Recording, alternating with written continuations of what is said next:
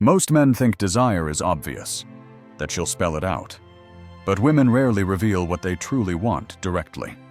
They hide it in silence, in gestures, in fleeting glances. Not every woman will say, "I want you." She'll test if you can see it without words.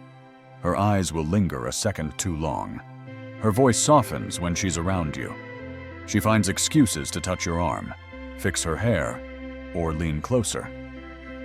Most men mistake these signals. Either they ignore them, or they overreact and kill the attraction. But here's the truth. Her desire is never shouted. It's whispered. And only the man who's calm enough to notice wins her trust and her body. If you can't read her signs, you'll always chase clarity. If you can, she'll chase you. So pay attention, because once you see her lust signals, you'll never doubt again. Subscribe now. If you're done guessing, done chasing, and ready to lead with confidence,